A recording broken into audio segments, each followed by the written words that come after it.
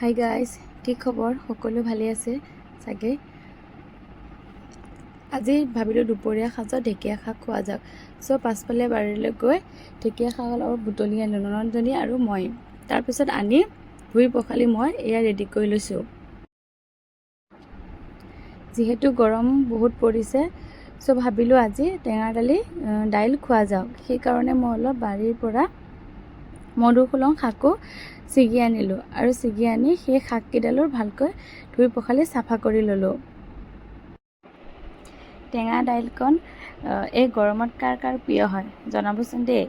আৰু এই মধুসোলং পাতটোৰ আপোনালোকৰ সেইফালে কি নাম বাৰু, কি বুলি কয় জনাবচোন।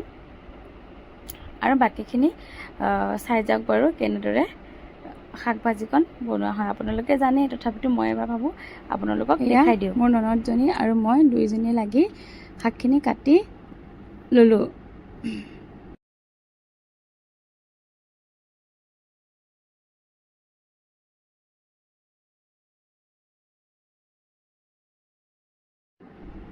আৰু কেৰাহীটো পাতি ধুনীয়াকৈ শাকখিনি তাত দি লৈছোঁ। তাৰপিছতে শাকখিনি জোখৰ মতে নিমখ আৰু হালধি দি দিলোঁ।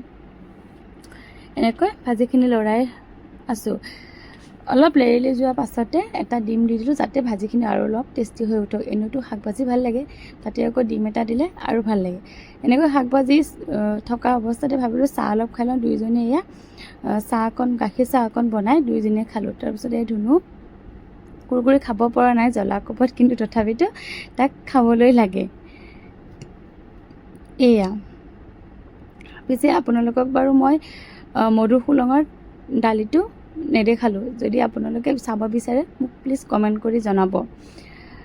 পিছে গৰম বহুত পৰিছে দেই, আপোনালোকে পানী খাবলৈ নাপাহৰিব। এয়া মোৰ ভাত চব্জি ৰেডি। আজি দুপৰীয়া সাজ এনেকৈ খাওঁ বুলি ৰেডি কৰি ল'লোঁ। আজিলৈ ভিডিঅ'টো ইমানতে সামৰিলোঁ। বাই।